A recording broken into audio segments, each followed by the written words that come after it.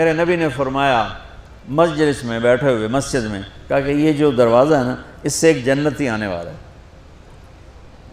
تو لوگوں نے دیکھا ایک مدینے کے مقامی آدمی ذرا بوڑھے، وہ مسجد میں اندر آئے، داڑھی میں وضو کا پانی، ہاتھ میں جوتا،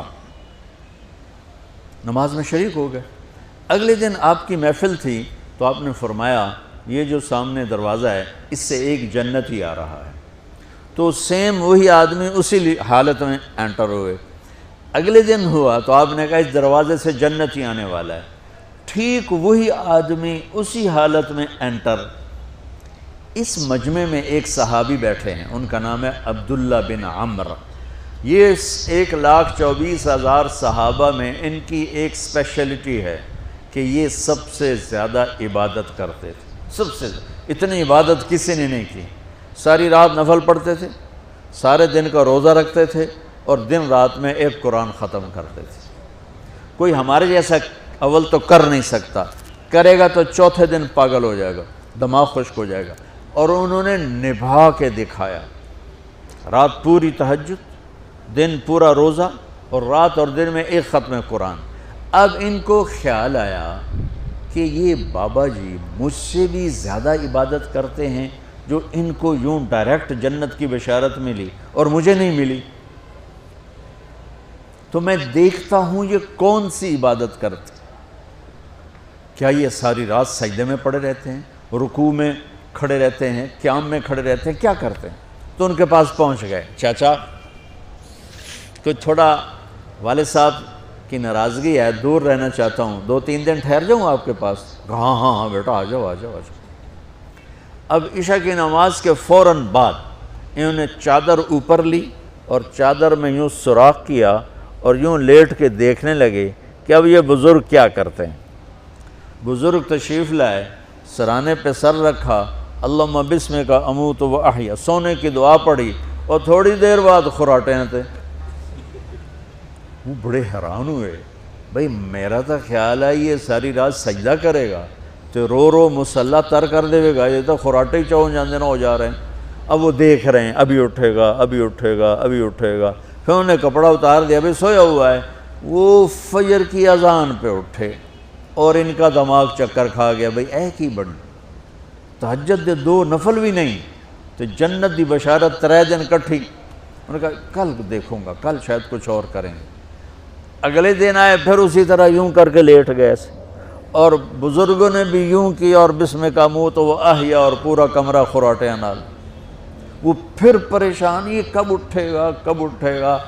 فجر کی اذان پہ اٹھے تو اور ان کی حیرت بڑھ گئی، کہنے والا سچا، اس کے بات کو تو چیلنج ہو نہیں سکتا، وہ محمد مصطفیٰ ہیں، لیکن یہ چکر کیا ہے، یہ جنت مل کیسے رہی ہے؟ چلو ایک رات اور صحیح۔ تیسری رات آئے، یہ یوں لیٹے وہ یوں لیٹے، یہ دیکھتے رہے وہ سوتے رہے، حتیٰ کہ فجر کی اذان پہ آنکھ کھلی تو یہ نا پھٹ پڑے، کہنے لگے چاچا بات بتاؤں؟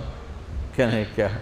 کہ میری کوئی جھگڑا نہیں تھا ابا سے، میں نے 3 دن مسلسل تیرے بارے میں سنا جنتی آ رہا، 3 دن تجھے اللہ کے نبی نے بشارت دی، جنتی ہے جنتی ہے جنتی ہے، لیکن میں اس بات پہ حیران ہوں تو ساری رات سوتا رہتا۔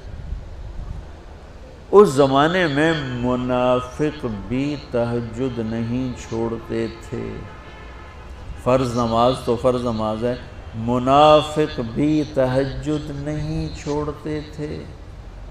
تو کہنے لگے کیا کرتے ہو؟ ساری رات تو سوتے گزار دیتے ہو، کیا کرتے ہو؟ کہنے لگے بھتیجے جو تو نے دیکھا ہے یہی کرتا ہوں۔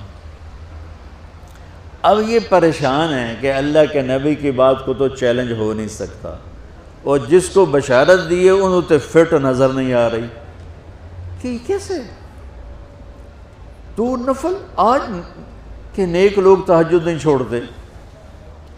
تو کہنے لگے اچھا چلو اللہ نے ایسا ہی، اللہ کی مرضی، اللہ کے نبی کی مرضی۔ یہ 4 قدم چلے تو آپ سننا، کہا بھتیجے ادھر آؤ، کہا بیٹا ادھر آؤ، آ گئے۔ کہنے لگے اب تمہیں اصلی بات بتاؤں، اب تمہیں اندر کی بات بتاؤں؟ انہوں نے کہا کیا ہے کیا ہے؟ اب وہ تیار ہو گئے کہ یہ کہیں گے میں 3 دن بیمار تھا اس لیے میں اٹھ نہیں سکا، ورنہ میں تو ساری رات سجدے میں گزارتا ہوں، میں تو ساری رات روتے روتے گزارتا ہوں، تو 3 دن میں بیمار تھا، میرے پیٹ میں درد تھا، میرے سر میں درد تھا، تو میں اٹھ نہیں سکا، ورنہ تو دیکھتا تو حیران ہو جاتا میری رات کیسے ہوتی۔ لہذا ہاں جی جی جی، تو کہنے لگے مجھے دیکھو، یہاں ہاتھ رکھا، کہ یہ جو دل ہے نا، دل، اس میں دنیا کی کسی انسان کی نفرت نہیں ہے، اور جب اللہ کسی کو کوئی رزق دیتا ہے تو مجھے کبھی حسد نہیں ہوا، مجھے خوشی ہوتی ہے۔ تو ان کی جو باڈی لینگویج تھی نا، حیرت میں ڈوب کے وہ کہتے ہیں ہاں بات ہے، سمجھ آ گئی، یہی سے۔ انہوں نے ایسا نہیں کیا، وہ کہنے لگے ہاذا ہوا، اچھلے اپنی جگہ سے، ہاذا ہوا، ای چاچا اب سمجھ میں آ گیا، سمجھ میں آ گیا، یہی ہے جو آپ کا سینہ اللہ نے پاک کر دیا ہے، اس پر آپ کو جنت ملی ہے۔ یہ صرف تہجد تے نفلاں تے انج سوکھی نہیں لبدی، یہ جو آپ کا سینہ پاک ہے۔ اب پہلی حدیث کے ساتھ جوڑو، میرے نبی نے فرمایا، میرے بیٹے انس، میری ایک عظیم الشان سنت ہے کہ اپنے دل کو دنیا کے انسانوں سے، میرے بچوں سنو، یہ نہیں فرمایا مسلمانوں سے دل صاف رکھ، فرمایا پوری دنیا کے انسانوں سے دل صاف رکھو۔ یہ بچیاں کر لیں، آپ کر لو، میں کر لوں، یہ تمہارے استاد کر لیں، کوئی کر لے، میرے رب کی قسم، بڑے بڑے عبادت گزار ان کی پرواز کو نہیں پکڑ سکے، بڑے بڑے سجدہ کرنے والے اور رکوع کرنے والے نفلی ان کی پرواز تک نہیں پہنچ سکتے۔ ایک اس وجہ سے کہ یہ عظیم الشان سنت ہے، ایک اس وجہ سے کہ اس کے کرنے والے بڑے تھوڑے ہیں، ایک اس وجہ سے کہ یہ مشکل بہت ہے کہ آدمی کو خود ذبح ہونا پڑتا ہے تب جا کر یہ چیز ہاتھ میں آتی۔